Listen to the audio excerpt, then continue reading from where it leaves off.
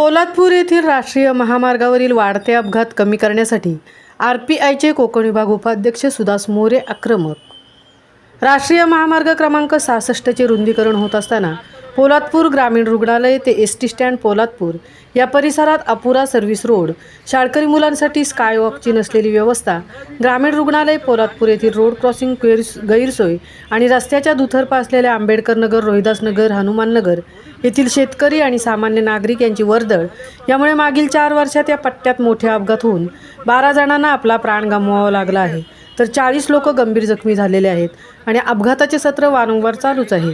त्यामुळे RPI कोकण विभाग उपाध्यक्ष सुदास मोरे, RPIचे तालुका अध्यक्ष सिद्धार्थ सकपाळ, ज्येष्ठ सामाजिक कार्यकर्ते आदिश साळवी, ॲडव्होकेट विनय हाटे यांनी माहितीच्या आधाराखाली अपघातांची व रस्त्याबाबतची सखोल माहिती मिळवून राष्ट्रीय महामार्गाचे कार्यकारी अभियंता चोरे साहेब, उपविभाग महाडचे उपअभियंता महाडकर यांच्याशी प्रत्यक्ष भेट देऊन व वारंवार पत्रव्यवहार करून राष्ट्रीय महामार्गाची श्री चोरे यांना घटनास्थळी येण्यास भाग पाडले।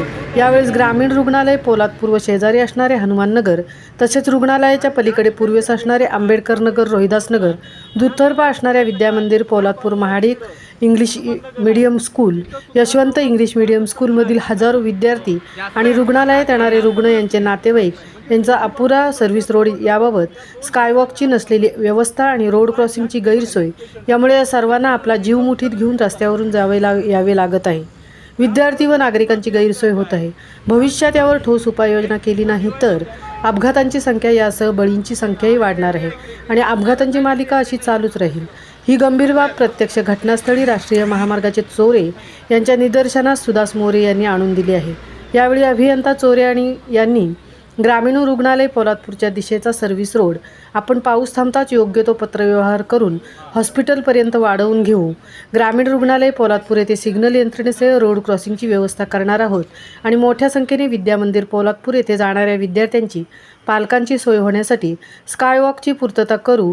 यासाठी आवश्यक असणारे पत्रव्यवहार लवकरात लवकर करून ते मंजूर करून घेऊ। पावसाळ्यानंतर कामाला सुरुवात करू अशी ग्वाही दिली आहे। तसेच पोलादपूर ग्रामीण रुग्णालयाच्या पूर्वेकडून असणारा सर्व्हिस रोड चरई फाट्यापर्यंत वाढवण्यासाठी राष्ट्रीय महामार्ग दिल्ली यांच्याकडे आवश्यक त्या निधीसाठी पत्रव्यवहार करून निधी उपलब्ध होताच त्याही कामाला गती देऊन काम पूर्ण करू असे आश्वासित केले आहे। यावेळी हनुमान नगर, आंबेडकर नगर आणि रोहिदास नगर येथील उमेश पवार, सचिन मोरे, महेंद्र सकपाळ, आनंद सकपाळ, गोपाळ सोनावळे, विठ्ठल नांदगावकर, भारत जाधव, संजय मोहिते, कल्पेश मोहिते, महेंद्र मोहिते, सिद्धार्थ सोनावणे, उमेश माने आणि सर्पमित्र व काळभैरव रेस्क्यूचे श्री दिनेश दरेकर, ग्रामीण रुग्णालयाच्या वैद्यकीय अधीक्षक भाग्यरेखा पाटील याही स्वतः उपस्थित होत्या। सर्व्हिस रोड व रोड क्रॉसिंग नसल्यामुळे रुग्णवाहिकेची गैरसोय होत आहे याची प्रकर्षाने जाणीव करून दिली। यावेळी राष्ट्रीय महामार्ग उपविभाग महाडचे उपअभियंता महाडकर व महामार्गाचे संबंधित कॉन्ट्रॅक्टर उपस्थित होते। आपणा सर्वांना माहीत आहे, गेल्या 15 वर्षापासून मुंबई गोवा राष्ट्रीय महामार्ग किती वेगाने बनत आहे आणि कित्येक जणांचे बळी जाऊन कित्येकांना अपंगत्व या महामार्गामुळे आले आहे।